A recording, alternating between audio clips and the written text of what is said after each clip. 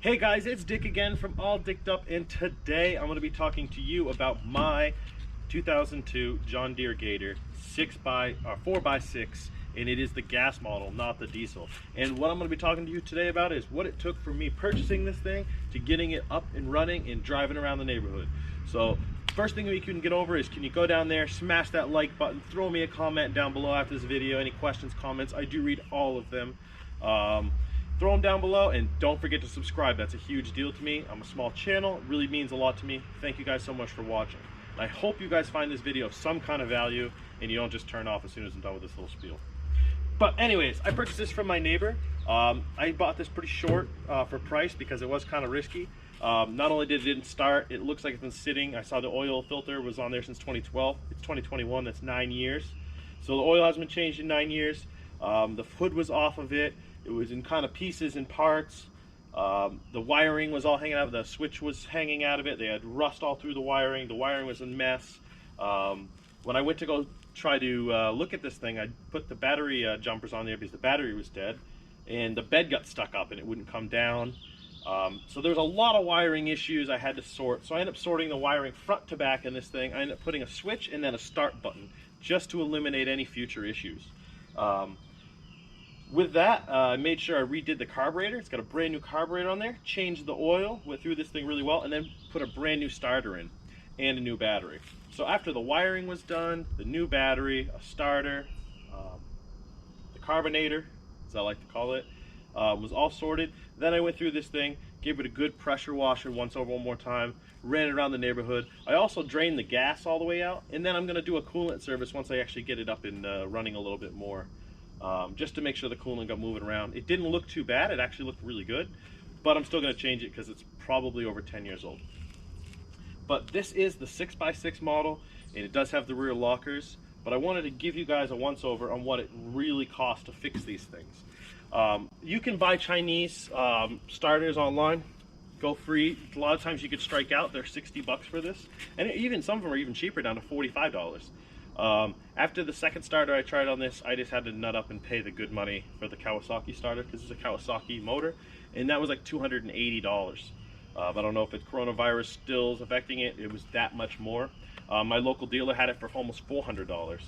So I still saved some money online, but it still was a lot of money. Had to get a new battery. That was like 50 bucks for this thing. Had to be a little bit bigger capacity. And then the wiring. I mean, I spent probably upwards of 2 days going through this thing with wiring. Obviously an oil change isn't that expensive. A few quarts of oil filter, you know, that's 20 bucks. I did have to do a fuel filter and drain all the fuel out of it. So, you know, there's a little money there, but it's surprising what some of these John Deere parts will get you. And if you do buy the cheaper stuff, a lot of times it's just broken coming from the factory. I bought 3 different Chinese starters. I thought it would be worth the 3 shots, and it was not worth the 3 shots. That's why I ended up with the good Kawasaki one. And then I had to return all those 3, and it took forever. I'm still getting returns back. One of them it's already in China, so it's going to take 2 months probably to get there and get processed. So I'm out 50 bucks for like 2 months. But that's pretty much the deal. This does have the power up and down. Now it's all working, it's all sorted. The only thing that's kind of boo-boo about this machine is the fenders in the front. They're kind of broken up. They did have a cover, so I put the cover on there. Kind of holds them together. But I hope this video helps you guys. I'm going to give you guys right now a little once-over on what the engine and stuff looks like.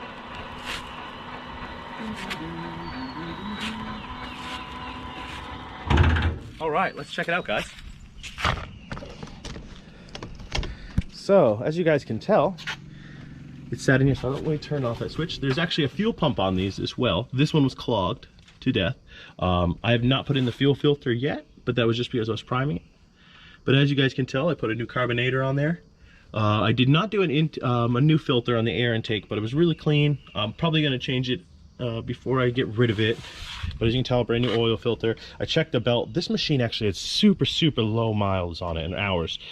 You can just tell a lot of times with these not having a ton of hours on them. This definitely does not have a ton of hours on it. The belt looks great. It's not dry rotted and stuff, which is surprising. But I try to give it a little once over, give it a good pressure wash. You get your fuel pump over here that runs into your carbonator. There's your intake right there in your air cleaner, just in case you're wondering. And then there's your oil filter right down here, just in case anyone's wondering. And then there's your exhaust. And then your oil dipstick is right here, just in case you're curious. And with this car, I'll just take it out. Looks goldy. It's beautiful. Put it down in.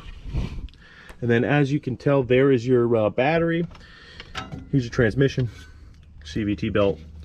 And as you can tell, it's chain driven down the sides on both sides of this. So I hope this kind of gives you like a once over. Again, this is the Power Shock. Hopefully this gives you kind of what, if you're looking for a Gator, what you're looking for, how to look at stuff. With Gators, underneath the seat is where the fuel tank and radiator are. Radiators over there, fuel tanks here. This one does have a gauge. I can't see through it, it's kind of dirty. But that is that. Figured it's really important for you guys to see how this thing's put together, how you run this thing. As you can tell, I hit my button right here to let down the dump bed. Yep. Now that all works flawlessly. And then I kill the switch. And I also said I put a direct button in. This is for the starter.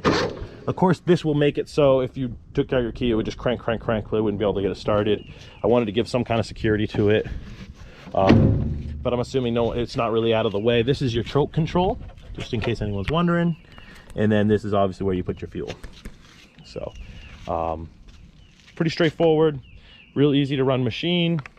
If anyone's considering buying Gator, I thought it was fun. Definitely an uncomfortable ride, and as nowadays standards, this is a 2002 model. Nowadays standards, this is way in the dust. This is prehistoric. But if you're using this utilitarian rig, I could see it being handy. I don't think it'd be good for pulling trailers. Maybe it would. It is pretty slow. Great for maybe campgrounds if they let you. I don't know if they let you run these. Probably not. They probably want golf carts, so it's less damage on their turf and grass and stuff. But I hope you guys really enjoyed this video. Hope it's some kind of value to you guys. Hope you're just kind of looking around at Gators, or you're a Gator fan and you're seeing what other kind of issues people had with Gators.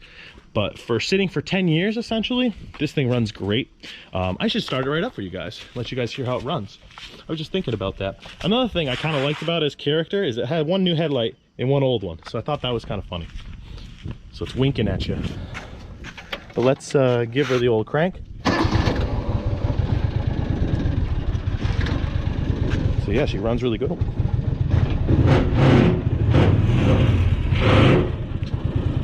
This thing rattles. And